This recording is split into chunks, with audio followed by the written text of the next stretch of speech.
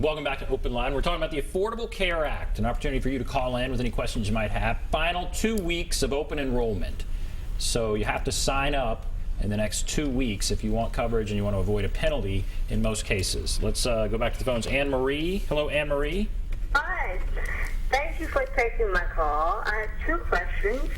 The first one is, generally speaking, is the main difference between the levels of coverage, the bronze, the silver, and the platinum, is that how you pay for it, your premiums, deductibles, and copays?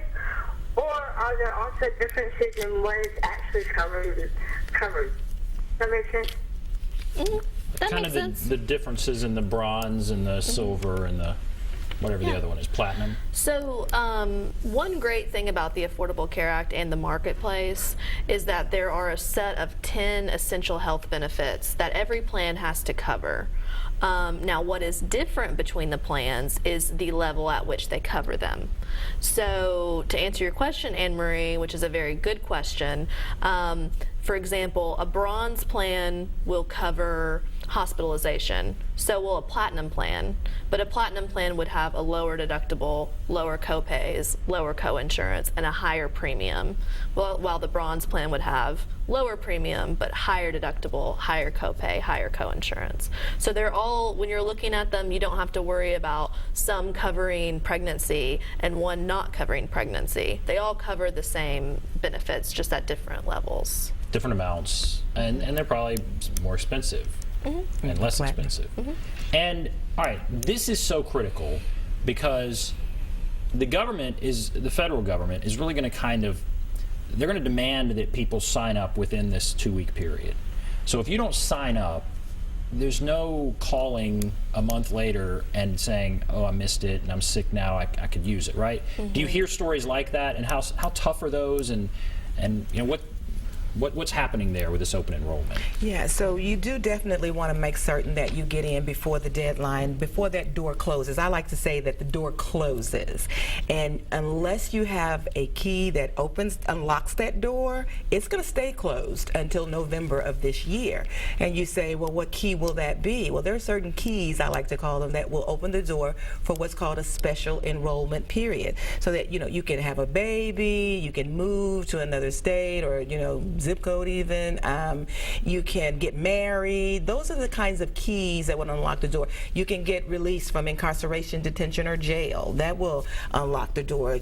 So when you have one of those qualifying special enrollment life events, that's a key that can unlock that door for you outside of the open enrollment period. So if you do call after January 31st, you need to have the correct key to unlock the door. And if you don't, the door stays locked until November of this year. So just saying that I forgot, or oh, I'm sick now and now I want it, that's not a key. That key will not work. There's an article here from the Wall Street Journal. Insurance companies are putting pressure on the federal government to really make sure that they don't let too many people in after that door is closed. Because if people are calling after the enrollment period, sometimes, according to this article, it's people who are already sick. And that's not the purpose. You're supposed to get insurance before you're sick. Though pre-existing conditions, they're covered in these kinds of situations. Absolutely. And because pre-existing conditions are covered, that's another reason why it's so important to sign up during the open enrollment period. And that's why we have open enrollment periods. If you could sign up when you went into the hospital or were diagnosed with an illness, then unfortunately, no one would get insurance until they needed it. And what makes insurance work is that some of us we all pay into it.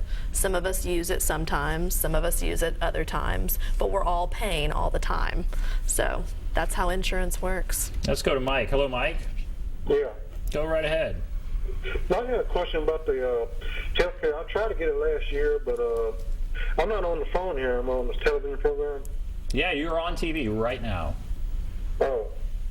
Well, I had a question about last year I tried to get the health care, and what they offer is only like $130 a month, and it's real high deductible. Yeah. Okay, and you're wondering if there's something Well, it's always good to come back this year and apply again, and just make sure that you're getting the discounts that you're eligible for, and talk it through with an in-person assister. Now, and that's really the best advice for everyone. That in some cases prices have gone up. Maybe there are situations where there are offsets as far as things that can be incentives and that kind of thing. So call in and figure that out. It's good to call in and talk it through. Now there's some events coming up. What are some of the events people need to be aware of? Well, this Friday we will have folks at the St. Thomas Rutherford Hospital in Murfreesboro for a big enrollment event. It's from 10 a.m. to 5 p.m. You can call the 844 number to get an appointment. You can also walk in, but if you want to be sure to be seen when you get there, it's best to call in and get an appointment. We'll be there all day helping people enroll. So, and that's really important because the January 15th is the deadline to have coverage start February 1st. So it's not the final deadline, but it's if you go ahead and sign up on Friday, your coverage will start February 1st. If you wait and sign up between the 16th and the 31st, your coverage won't begin until March. So if you want to go ahead and get in there and get your coverage going, you want to sign up by this Friday. And what do you want people to kind of take away from this? And I'll ask you both that. I mean, you hear people, you hear success stories, there's no doubt, and you hear some probably pretty sad stories. But what do you want people to take away from the fact here we are in the final 2 weeks of this year's open enrollment and from what we've been talking about tonight? What do you want people to take away? For me, it's just the importance of sitting down and getting that in-person assistance. I think it is nothing better because you're sitting there one-on-one talking about your specific needs, everything specific to you, and you have a professional certified navigator that can talk to you about all of those things, help you put things into perspective, dispel some myths, calm some fears. I mean, it's just what I love about sitting down with people is that when they leave me, they have just had a great big exhale. I mean, they just really feel better because they come very afraid at first, and like he said, you know, this was high. I don't know what I can do. We can sit down and maybe map out some better options, you know, that you should consider that you would not normally have considered if you had not sat down with an in-person assistant. So I think getting the in-person assistance is key. It's free, we're here, we're available, we love doing it, and the biggest thing I want to do is to get people to seek us, to seek out our services. In an age when you call so many things and you get some automated, not a live person on the other end, it is nice to know that there's real help. And apparently people are going to the state and they're being told to go to a kiosk with no help. That's what we've heard from callers. What do you want people to take away? Definitely sign up by the 31st. So like we were just talking about, you don't want to wait and miss the deadline. Ideally, you don't want to wait for the last week either. You want to go ahead and get in. Because of human nature, a lot of folks wait until the last minute. The last week tends to be a little hectic. If you go to an event, you might wait a little bit longer. If you call to enroll with healthcare.gov, the wait time might be a little bit longer. But right now, things are running really smoothly. You can get in, get your coverage, get out. So I would just encourage folks to not put it off. Go ahead and sign up. That way, when the 31st rolls around, you can relax. You've already got it taken care of. And we have a minute in this segment. Why don't we put up the numbers again, and you can go over each one of the numbers, and we'll even put them up again at the very end. But let's take a look. What are each one of those numbers? Well, the first number is a statewide 1-844-644-5443. You can call that phone number, and that is really a scheduling phone number. Someone will take a little preliminary information from you and get you into an appointment with an in-person assister nearest to you.